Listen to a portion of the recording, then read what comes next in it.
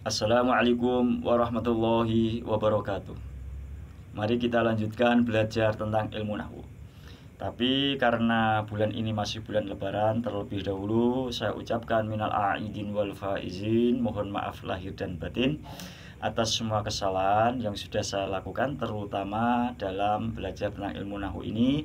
Apabila ada kesalahan, saya mohon maaf sebesar-besarnya, karena saya manusia biasa, pasti banyak kesalahan. Dan saya juga mengakui kalau ilmu saya ini tentang ilmu nahwu masih terbatas alias kurang begitu alim. Maka dari itu, apabila ada kesalahan, saya minta maaf sebesar-besarnya. Mari kita lanjutkan. Bismillahirrahmanirrahim. Dzarful makani utai dzarf makan iku wa utai dzarf makan iku isim makani isim makan al mangsub kang den waca nasab apa isim makan bidak dirifi kelawan nakdirno maknane huruf fi. Nahu amama iku sepadane lafat amama artinya di muka, wa khalfa lafat khalfa artinya di belakang, wa qaddama lafat qaddama artinya di muka, wa ra'a lafat wara'a artinya di belakang, wa fauqa lafat fauqa artinya di atas, wa tahta lafat tahta artinya di bawah, wa inda lafat inda artinya dekat, wa ma'alan ma'a artinya bersama, wa izza'alan lafat izza'a artinya sebanding atau sejajar, wa khidha'a lafat khidha'a artinya dekat, wa tilqa'a lan tilqa'a artinya sejajar atau sebanding. Iza akhidha atilqa'a ini kalau di kamus ada yang mengartikan di muka. Terus bagaimana? Kok ada yang di muka, terus ada yang dekat? Seperti khidha'a ini kan artinya dekat. Terus bagaimana? Ya, kita kalau mengartikan, kita lihat susunannya kalimat. Kalau pantasnya seumpama khidha'a ini pantas kita artikan dekat, ya kita artikan dekat. Kalau pantas kita artikan di muka, ya kita artikan di muka. Karena menurut saya itu semuanya benar. Menurut saya tapi. Wahuna lafat huna artinya di sini, wasamalan lafat sama artinya di sana, wamalan lafat asbah kang nyerupane upama zalika ing mengono-ngono mazkur. Maksudnya mazkur yaitu amama khalfa qudama ila akhiri. Terus yang lafat yang serupa dengan amama khalfa qudama ila akhiri itu lafat apa? Yaitu seperti lafat farsakhun. Farsakhun ini artinya jarak. Terus baridun, baridun ini artinya pos. Milun artinya mil.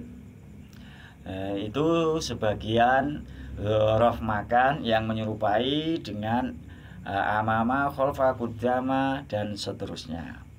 Setelah kita sudah membaca tentang dzaraf makan, terus lafaz-lafaz yang menjadi dzaraf makan, sekarang kita pahami atau kita pelajari apakah yang disebut dzaraf makan itu. Dzaraf makan adalah kalimah isim yang menunjukkan tempat dan dibaca nasab dan juga menyimpan artinya huruf fi. Contoh amama. Amama ini adalah dzaraf makan. Sekarang kita susun menjadi kalam atau kalimat. Contoh, jalastu amama Zaidin. Jalastu selungguh sapa ingsun amama Zaidin ing dalem ngarepe Zaid. Artinya kalau bahasa Indonesia, saya duduk di muka Zaid. Amama, amama ini disebut dzaraf makan karena sudah dibaca nasab.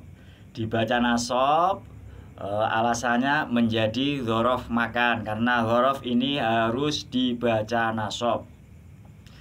Terus menunjukkan tempat. Amama ini ada hubungannya dengan tempat di muka. Kata-kata muka itu kan ada hubungan atau berkaitan dengan tempat. Karena berkaitan dengan tempat ini disebut dzaraf makan. Terus amama, amama ini juga sudah menyimpan maknanya huruf fi. Amama, contoh tadi kan jelas tuh amama Zaidin. Wis lungguh sapa ingsun amama Zaidin ing dalem ngarepe Zaid. Saya sudah duduk di muka Zaid. Kata-kata di ini adalah hasil dari maknanya huruf fi, huruf fa.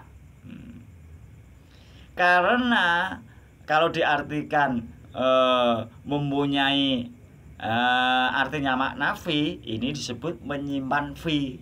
Berarti ini disebut dzaraf makan karena menyimpan makna fi.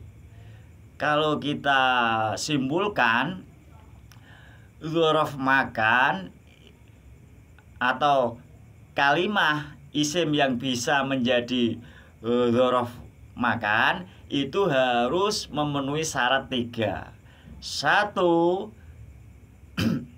dibaca nasab. 2, menunjukkan tempat. Yang ketiga, menyimpan maknanya huruf fi. Kalau sudah memenuhi syarat 3 itu baru bisa disebut dzaraf makan. Kalau hanya bisa dibaca nasab kok tidak menunjukkan tempat, tidak menyimpan artinya huruf fi, itu bukan dzaraf makan namanya. Seperti contoh, Ra'aitu Zaidan, ra'aitu ningali sapa ingsun Zaidan ing Zaid. Saya sudah melihat Zaid. Zaidan ini memang kalimah isim dan juga dibaca nasab karena tidak menunjukkan tempat dan tidak menyimpan maknanya huruf fi, belum bisa dikatakan dzaraf makan, tapi disebut maf'ul bih. Intinya, ini diingat-ingat, intinya kalimat isim yang dibaca nasab dan harus mempunyai syarat 3. Kalau itu kita menginginkan atau kita mau menyebut bahwa itu dzaraf makan. 1, syarat nomor 1 adalah dibaca nasab, nomor 2 menunjukkan tempat, nomor 3 menyimpan maknanya huruf fi. Yang saya contohkan itu amama, terus yang khalfa, qaddama, waro'a, fauqa, tahta, injama'a, iza'ah, khidha'a, tilqa'a, dan wa ma asbaha dzalika. Itu kalau ingin mudah untuk memahami dzaraf makan, ya dihafalkan saja, dan lebih-lebih kalau tahu artinya itu nanti lebih mudah untuk memahami dzaraf makan. Sudah, gitu saja. Semoga bermanfaat. Wassalamualaikum warahmatullahi wabarakatuh.